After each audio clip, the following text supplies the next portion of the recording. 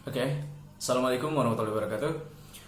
Perkenalkan, nama saya Profesor Abdillah, selaku mahasiswa program studi Teknik Mesin Universitas Nusa Putra Sukabumi. Oke, dalam tayangan kali ini saya akan membahas tentang persoalan yang akan dibahas mengenai pemahaman dari hubungan hukum termodinamika dengan motor kalor, atau bisa disebut internal combustion engine yang bisa disingkat dengan ICE, yang ada di dalam mata kuliah konversi energi. Nah, dalam pembahasan ini saya akan membahas tentang motor pembakaran dalam ataupun ICE, bisa disebut juga dengan motor kalor. Ya, jadi motor kalor ini yaitu mesin yang bekerja dengan mengambil energi panas, kemudian menjalani siklus kemudian menjalani siklus dengan mengubah seluruh kalor menjadi power ataupun usaha, dengan rumus bisa disebut work, ya, W. Jadi energi panas didapatkan dari hasil pembakaran udara dan bahan bakar di ruang bakar. Nah, faktanya kalor yang dihasilkan dari proses pembakaran dengan suhu yang tinggi tidak bisa digunakan seluruhnya menjadi usaha. Jadi faktanya yang tadi saya sudah bahas, kalor tidak bisa menjadi usaha yang dimana proses pembakarannya terlalu tinggi. Oke, kita lanjut. Hukum termodinamika. Dalam konversi energi ini tidak jauh dengan hukum termodinamika juga.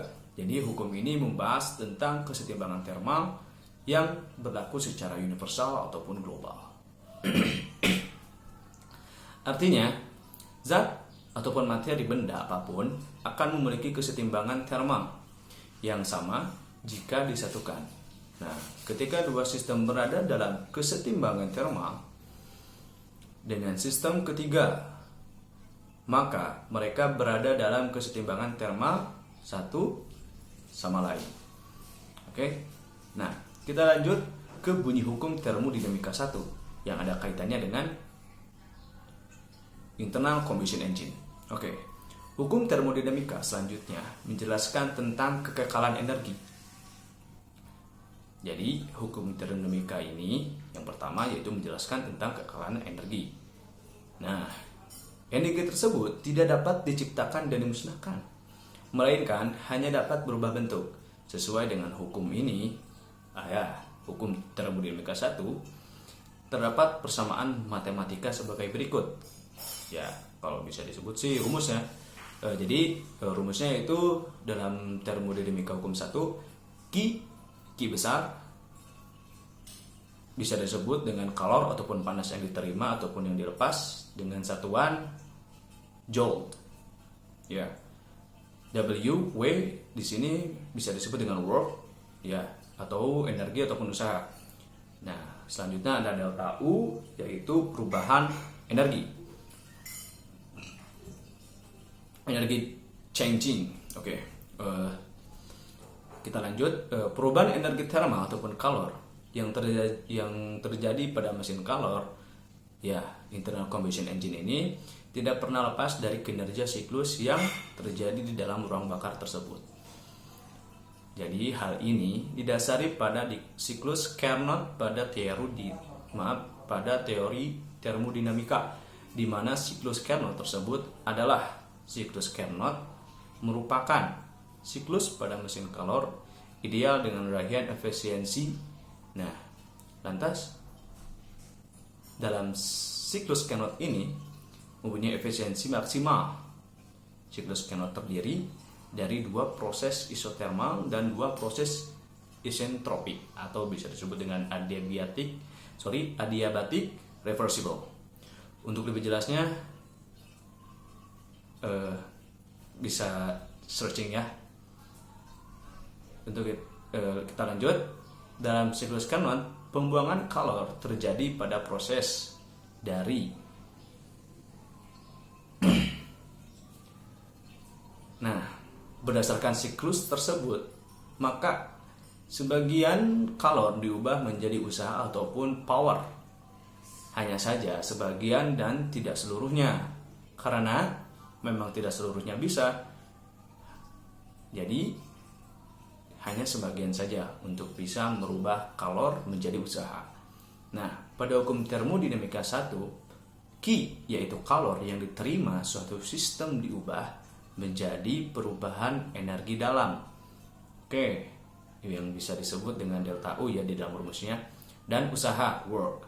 Sehingga di dalam rumus matematikanya Q sama dengan delta U ditambah work ya, W usaha. Jadi kalor sama dengan perubahan energi dalam ditambah dengan usaha. Sehingga perubahan energi dalam adalah 0 ataupun 0. Jadi perubahan energi dalam sama dengan 0, maka berlakulah hukum termodinamika 1, yaitu di dalam sistem matematika ataupun rumusnya Q ataupun panas sama dengan perubahan energi dalam ditambah usaha.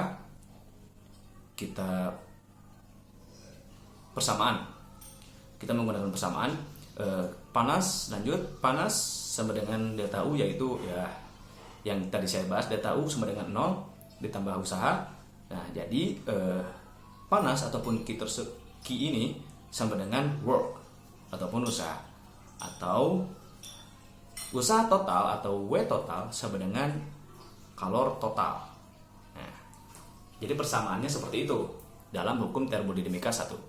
Jika diasumsikan sebuah usaha pada ruang bakar mesin kalor sebesar 400 Joule, maka akan terdapat energi kalor sebesar 1000 Joule di ruang bakar 1 dan 600 Joule pada ruang bakar 2. Hal ini berdasarkan persamaan usaha total sama dengan panas total, sehingga besaran efisiensi dari mesin kalor tersebut adalah yang mempunyai efisiensi pada mesin kalor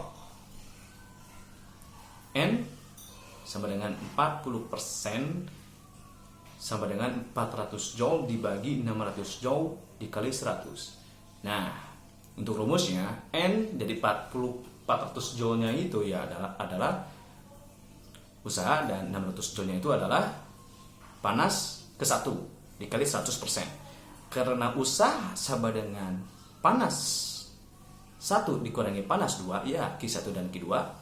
Jadi N sama dengan Q1 dibagi Q1 dikurangi Q2 dikali 100%. Nah, selanjutnya N dikurangi panas 1, N sama dengan panas 1 dibagi panas 1, dan panas kedua dibagi panas kedua lalu dikalikan 100%. Nah, untuk selanjutnya juga dalam persamaan ini 1 dikurangi panas kedua dibagi panas ke-1 dikali 100%. Nah, dari penyampaian persoalan yang terkait dalam pembahasan terkait hubungan hukum termodinamika dengan internal combustion engine, ya disebutkan sekian.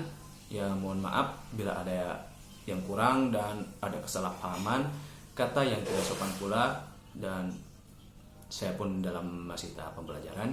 Saya mahasiswa teknik mesin, izin undur diri, dan silakan tunggu tayangan selanjutnya pada persoalan berikutnya. Wassalamualaikum warahmatullahi wabarakatuh.